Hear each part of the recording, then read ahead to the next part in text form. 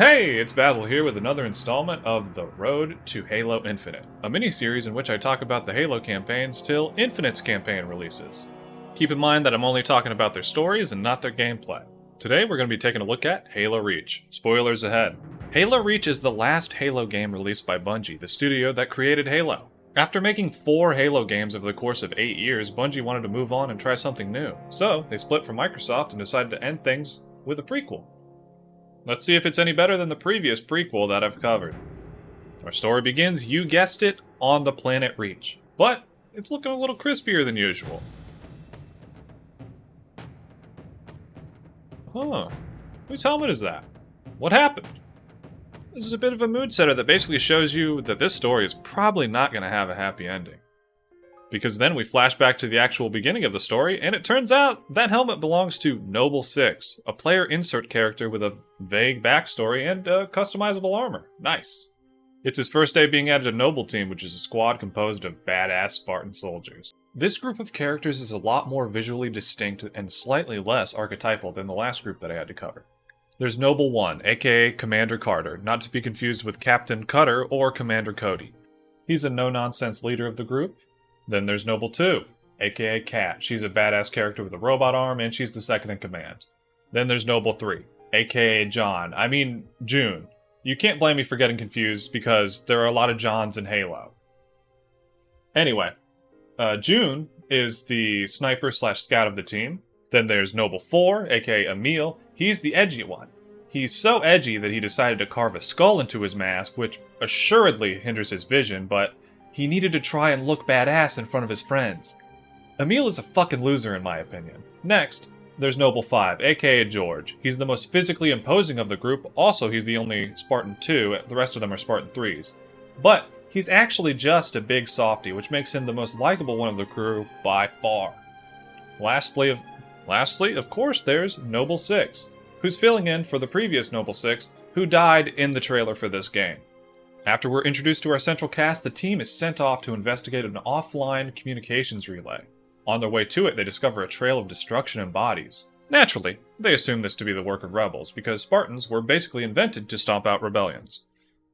While following this string of clues, the team stumbles upon some farmers hiding, cowering in fear. This, of course, prompts Emil, the worst character in the fucking game, to be even more of a dick, and he points a fucking shotgun at them when they're clearly unarmed, because he's the fucking worst. Move. On your knees, now! They're not rebels, they're farmers. Look at them. The farmers inform them that there's something in the fields and that the creatures are trying to kill them. And of course, big surprise, for the 6th time in a row, it's the Covenant. The Covenant are a conglomeration of a bunch of different alien species united under one religion, and they want to wipe out humanity for some reason. After fighting their way through the Covenant forces, Noble Team investigate a research outpost that's been targeted by the Covenant. Where's the rest of your unit? We got split. I don't think they... It sounded bad on the comms. All right, Corporal. Stay put. We'll get you a combat surgeon. Damn. Plasma damage. Found something. I'll take that, 6. Not your domain. I got a live one over here. Come on. Out you come. Nie! Menianinen! Nie! Chodź biegnie! It's all right. We're not gonna hurt you. Joey, nie! George. I got her. Keep still, and I'll release you. Meg, eat vanak. What's the status? Over! We've been engaged! Bad guy coming out!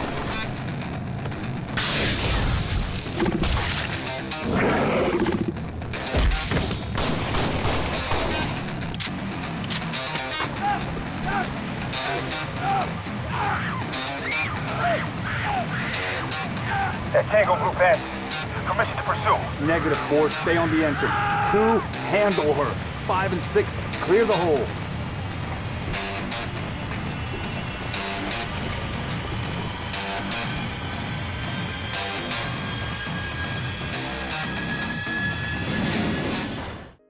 After that kick-ass and probably Call of Duty inspired scene, Noble Team kicks some more Covey ass and secures the station long enough to rewire the relay. The Covenant are on Reach. Acknowledge? Come again, Noble One. Did you say Covenant? Affirmative. It's the winter contingency.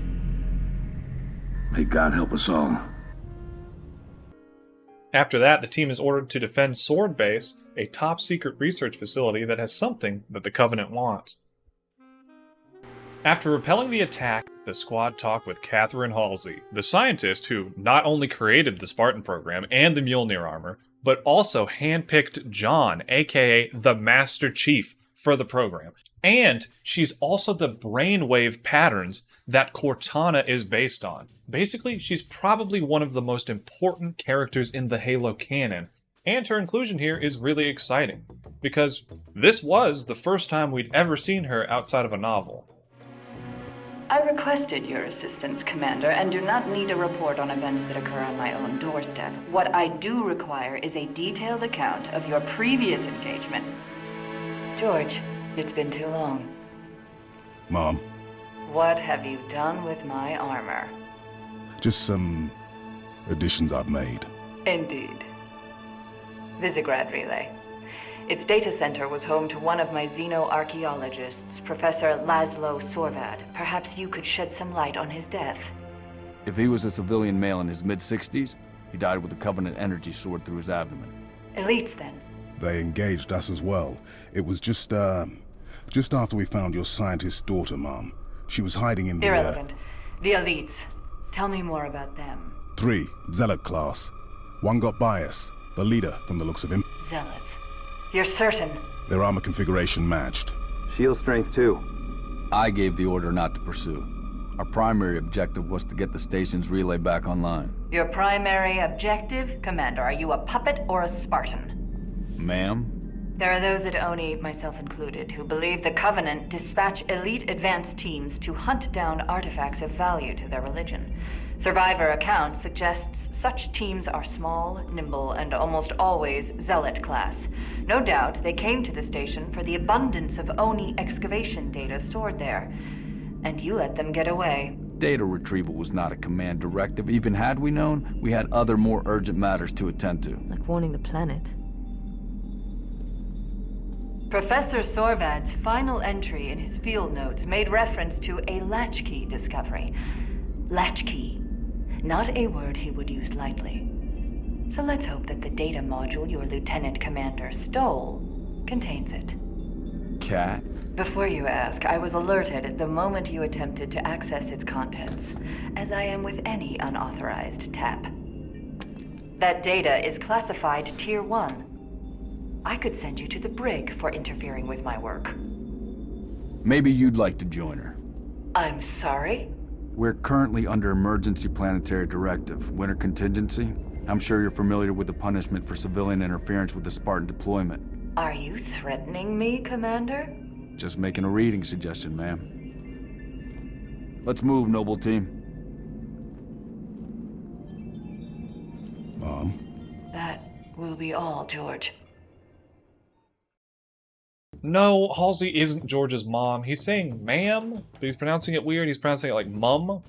I don't know why he's doing that. It's very confusing. It makes people think that Halsey's his mom. That night, June and Noble 6 are sent out on a scouting mission, and they discover that it's not just a Covenant strike force, but a whole invading army. The next day, Noble Team sabotages one of the Covenant's command posts. This is Noble 1. Spire 1 is green and you're free to engage. Have a nice day. Copy that, Noble 1. Be advised, all ground units. Frigate 318 Heavy is inbound, and MAC rounds have been authorized. Mac rounds? In atmosphere? One way to get their attention. Hang on to your teeth, people.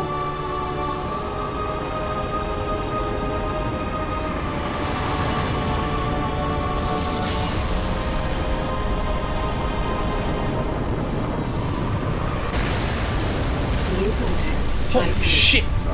They just one-hit that frigate! With the Covenant's obviously superior firepower at play, Noble Team formulate a plan to combat them. That thing's crushing us and we're waiting for backup. They'll be backing up a graveyard. All our nukes are either out system or went down with the ships that carried them. You're preaching to the converted. How converted? I know that look, Cat. You can say no. No. You don't even want to hear it? Fine, I'll hear it. Remember that accident a couple years back? Colony ship en route to Cygnus. 700 dead. Vaguely a slip space drive malfunction, right? Actually, it worked fine. The drive was mounted improperly after a service haul-out. When it fired, it teleported half the ship to oblivion. This is relevant. How? A certain Covenant supercarrier could, with some assistance, suffer the same unfortunate accident. Even for you, Cat, that's Inspired? not the word I would use. After a kick-ass space battle, Noble Six and George successfully commandeer a Covenant Corvette and smuggle a slip space drive onto it. In a cruel twist of fate, the timer is damaged, meaning that the drive has to be detonated manually, which means... No, not you, George. You can't do this. You can't die the exact same way as John Ford, the most boring character in all of Halo. You can't do this to me. You were my favorite. Unfortunately, George does decide to do this. He hands Noble Six his dog tags and then pushes Six out into space. Tell him to make it count.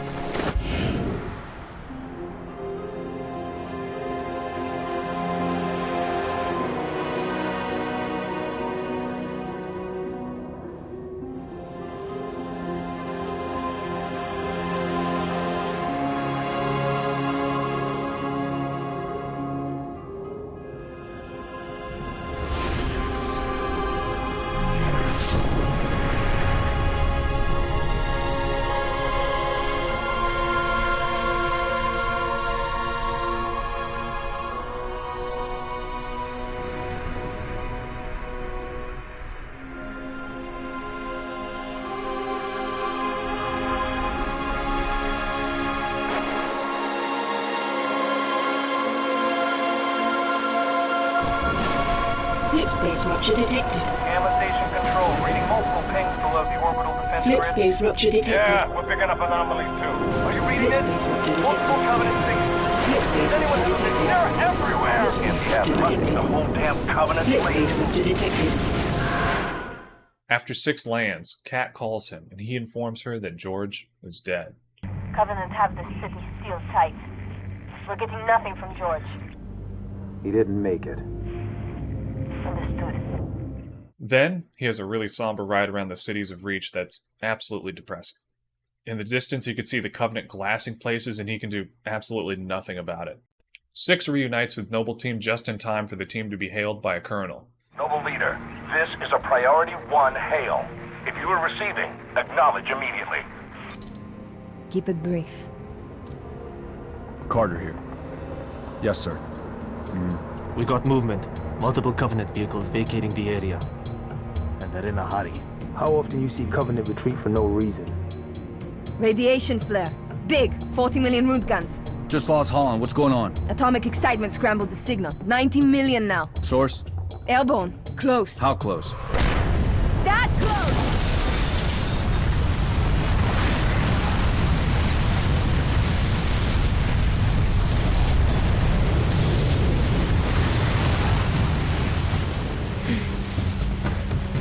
First glassing? Me too. Don't worry, I'm on it. Our best option is a fallout bunker on sub-level 2. 96 meters northeast. We get orders from Holland, sir? We're being redeployed to Sword Base. Sword? Covenant own it now! Which is why they want us for a torch and burn op. Keep Dr. Halsey's excavation data from falling into enemy hands. If it hasn't already. Maybe, but according to Holland, the Covenant are still hunting for something. Where does he get off calling a demolition a priority 1? What the fuck? They just shot her mid-sentence! Genuinely, the most shocking death in the game, and a further reminder that Noble Team isn't likely to make it out of this one. There's no time to mourn though, because the final 4 members need to go and destroy Sword Base before the Covenant can access the data there. When the squad arrives, they all find some Marines dead at a dead-end hallway. Now, it should be pretty obvious that people don't build hallways to nowhere unless you're Sarah Winchester, but anyway, the squad needs an AI to tell them that there's more than meets the eye, and it opens a secret door for them. They find a tram that'll take them deep underground and, oh look, Halsey's back. Awesome. Dr. Halsey, casualty reports have you listed as... Yes, well, as they say, news of my death has been greatly exaggerated. So, it turns out that Halsey found an ancient alien artifact, which is obviously Forerunner tech, and she firmly believes that the information that she's gathered from it is vital to winning the war against the Covenant. She entrusts Noble 6 to escort the data and a fraction of Cortana's AI to the familiar Pillar of Autumn, which you might recognize from a little game known as Halo Combat Evolved. June decides to leave with Halsey while Carter, Emil, and Six head to the Autumn. I have no idea what happens to June or Halsey because as of recording this I haven't played 4 or 5 or the second Halo Wars game, but it's a little strange that we don't even get an epilogue for this character. Anyway, Carter, Emil, and Six make their way to the Autumn, and on their flight to the shipyard, their Pelican is attacked by Banshees and... oh god, they just shot Carter. But he's not dead yet, and he makes the call that Emil and Noble will have to continue on foot. But on their way, they're stopped by a Scarab tank. This series of events gives us probably the coolest death scene in all of Halo. Commander, you don't have the firepower. I've got the math. Solid copy. Hit 'em hard, boys. You're on your own, Noble. Carter out.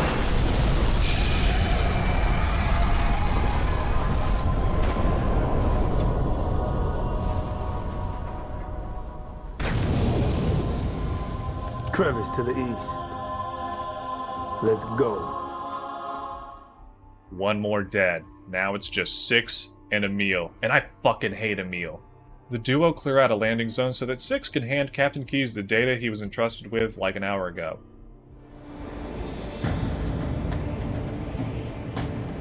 Good to see you, Spartan. Halsey assured me I could count on you.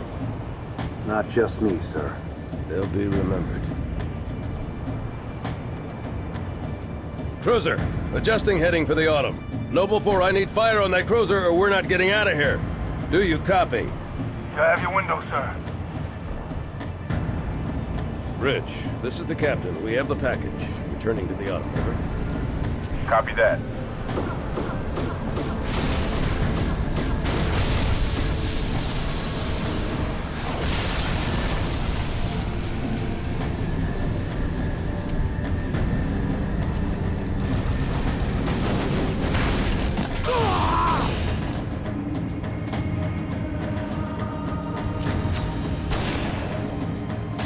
Who's next?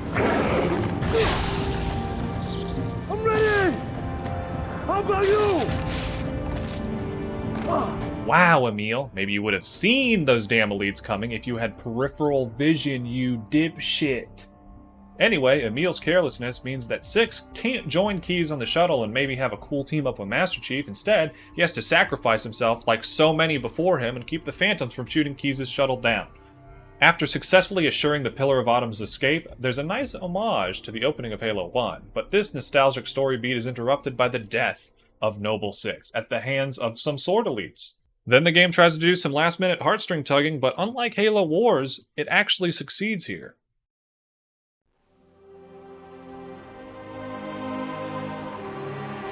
It didn't take long for Reach to fall. Our enemy was ruthless, efficient, but they weren't nearly fast enough. For you had already passed the torch, and because of you, we found Halo, unlocked its secrets, shattered our enemy's resolve. Our victory, your victory, was so close. I wish you could have lived to see it. But you belong to Reach. Your body, your armor, all burned and turned to glass. Everything. Except your courage. That you gave to us. And with it, we can rebuild.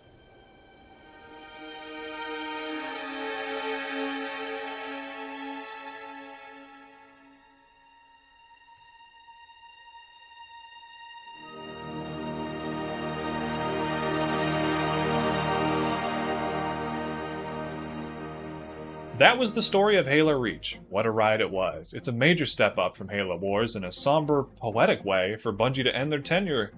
The characters are likable, the story is slow in the beginning, but really picks up in the back half. Some of the cinematography is fucking gorgeous. There are some problems, like there is in most Halo stories, but they're not as numerous as in Halo Wars. I feel like some of the characters needed to be fleshed out more, like June, for example. I feel like there wasn't that much to that guy, and then he just disappears from the story. It feels kind of lazy. Apparently, when this game came out, it seemed to contradict with the fan-beloved novel The Fall of Reach, but since then, apparently there have been some retcons that fix those issues, so I don't really have a problem with that. Meh. If I had to give this a rating, I'd go with a 7.5. It's a much better prequel than Halo Wars, and it's certainly more memorable, but I don't feel like it reaches the heights of Halos 1, 2, or 3. Is Halo 1's story really that good, or is my judgment being clouded by nostalgia? Find out next time when I cover Halo Combat Evolved.